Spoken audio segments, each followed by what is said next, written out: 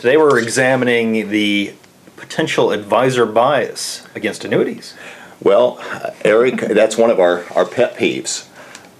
When we talk to folks, so many times they come from the perspective that their advisor is kind of very unbiased and can offer them anything that they need. So the first thing we should probably say is not all financial advisors are created equally. Equal, that's right. And it's because of different training, different coming from different backgrounds, and I think that folks, one thing that you want to be aware of is when it comes to annuities and the hybrid style of annuity, especially, the vast majority of advisors out there that you would work with would not even have good access to most of these products. Yeah, they may their certifications and training may not even allow them to offer them. Right. So it's interesting when we talk to people and they say, well, my advisor never even talked to me. Why wouldn't my advisor recommend this? And it's usually because it's not part of their toolbox. It's not something they don't even have the product available. They are not educated on the product,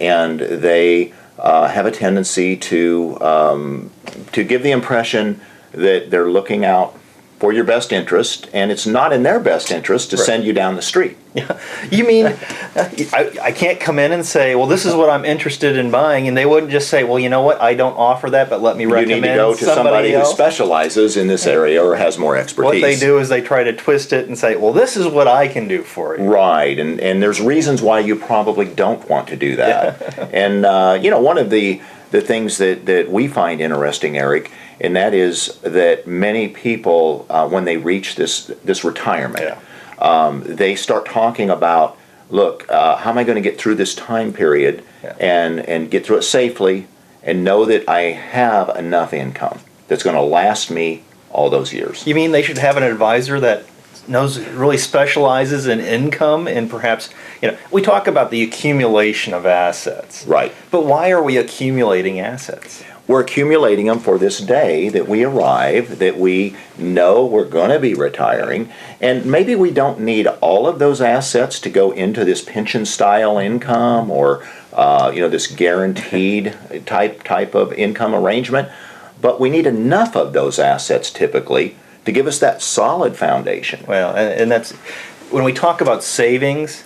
Right. What is savings really for? It's delayed spending. Yes. You're saving now so that you can spend it later. Right. Or right. If it's not for you, somebody else is going to spend it later. And you have to have a plan Yes. to do that. And if you use the same mechanisms that got you to that level, they don't work so well for the spending downtime of retirement. Right. Yeah, I've had a couple people, even in the last couple days, tell me, I'm afraid of equities. Right. I want out. I've ridden the roller coaster. I need these dollars to carry me through retirement. And the advice that they were getting from their advisor is, well, we can put you in this type of mutual fund that's more conservative. They want out of the market. Why would an advisor tell them, well, here's what we can do to get more conservative, but still leave them in the market if they really want out? It's because the advisor is really programmed this way. And we even see this regularly in fee-based advisors.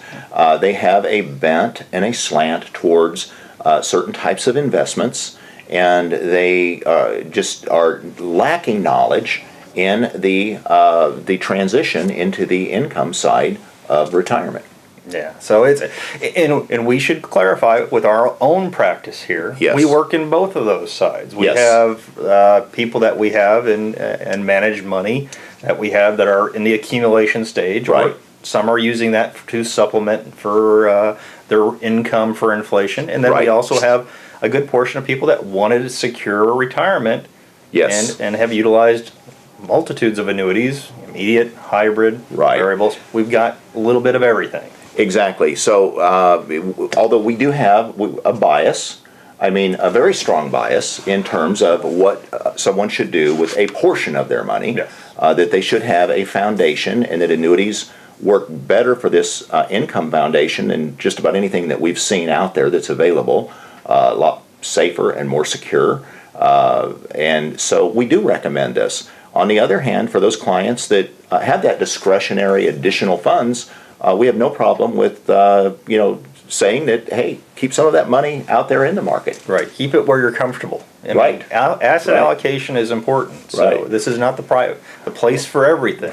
But And that's one thing that I think that we have to warn or advise is folks, when you have an advisor, whether it's an advisor that wants you to put all of your money into annuities or an advisor that wants you to put all of your money into securities, you probably have the wrong advisor. I would say your advisor has a definite bias. Now, there can be reasons why you may choose to put more money into one or the other, or even to put all of your money into one or the other. But a good advisor tends to take a more well-rounded look at diversifying your portfolio.